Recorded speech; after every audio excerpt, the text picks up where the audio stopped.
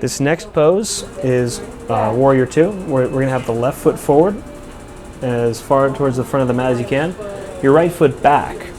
So the same way that we set up the crescent lunge, now we turn the back foot 90 degrees. And now, so really draw that heel in and have the hands on the pelvis, and then you're going to bring your pelvis open towards the side of your room, and this is going to bring out our hip external rotation.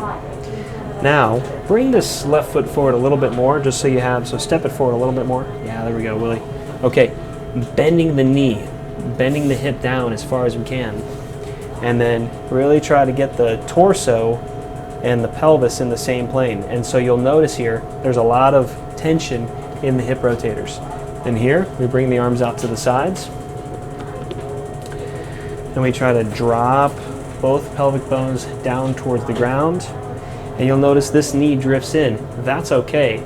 Over time, as you progress in this pose, you're going to be able to get the knee directly in line with your foot. So even just trying to get that knee in line with your foot is going to help challenge your hip external rotators and give us that better expansion into the pelvic floor. Okay, so we're breathing here. Hold this pose for 3 to 5 breath cycles. Every inhale expanding into the pelvic floor. Every exhale drawing the perineum up towards the navel. And then after your 3 to 5 breath cycles, we can release the arms, bring the hands back to the pelvis, bring both legs straight. We're going to switch sides, so now turn your left foot forward, turn your right foot to the back of your room, keep your hands on your pelvis, and then you're going to start to reach your right knee forward towards the back of your room now, until you start to feel that same stretch that we felt on the other side. So the right knee is bending as far forward as possible. Your right hip is trying to reach down towards the ground. Your shoulder plane and pelvic plane are in the same, they're pointing in the same directions. Then we bring the arms out to the sides of the room. And then turn your head towards the right hand. Spread those fingers as wide as possible. Spread the toes as wide as possible. And then we're focusing on our pelvic breathing here. So inhale, expanding into the sacrum, expanding into the pelvic floor. Every exhale, we're hugging the tissues and the bones of the sit bones together. Inhaling, expanding apart. Exhale, hugging all the muscles of the pelvic floor towards the center. And then release the arms. Bring the feet together. And then we're going to retry our narrow squat here. So bring the hands to the ceiling first. Bring the feet all the way together so that we're really challenging the ankles. Bend the knees forward. Drop the pelvis. And then make sure that you're only squatting as low as you can with the pelvis underneath you. So tuck the tailbone a little more if you're arching. Drop those ribs. That's really good. Okay.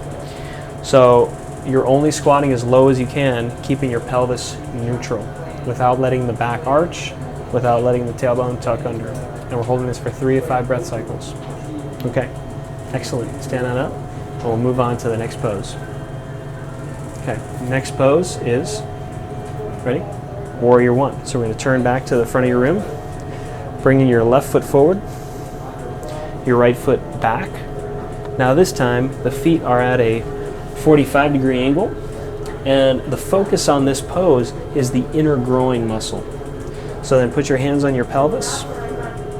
We turn the right side of your pelvis forward towards the front foot. Now you start to feel that stretch. And then you start to bend your left knee and left hip as far forward and down as possible.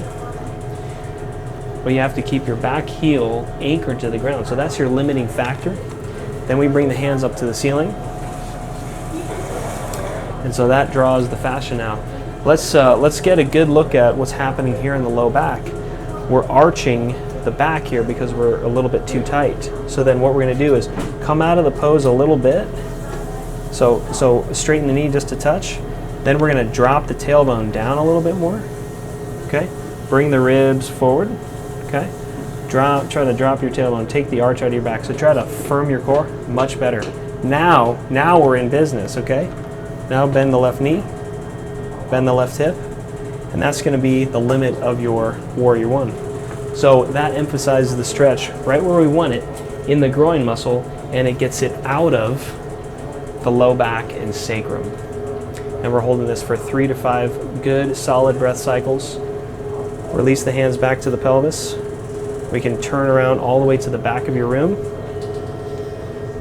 Right foot towards the back of your room. Left foot turns 45 degrees towards that right foot. And then you try to turn your pelvis. So we'll see if we can get the low back going first. So firm the front of your core. Try to lift the front of your pelvis up. You've got that on now. Now bring your hands to the ceiling. And then you start to bend the right knee, the right hip into it as far as you can. And you drive into this left heel. So push into your left heel, straightening that leg, drive into my hand there. There we go. Driving that thigh to the back of the room. And we're breathing here. So Willie, where do you feel that stretch? Excellent. Okay. So you guys at home, make sure you're breathing. Make sure you're continuing to focus on that front of the pelvis lifting, the tailbone dropping, and hold for 3 to 5 breath cycles. You're trying each of these variations 3 to 5 times per side. Okay, Willie, last thing, bring the feet together. And let's retry that narrow squat again. So, hands to the ceiling. Lift the front hip points up towards your ribs. So lift the front of your pelvis with that core. There we go. You got it. Now, bend the knees, bend the hips down. And you're gonna feel like we're running into the hip joint is tight right about there.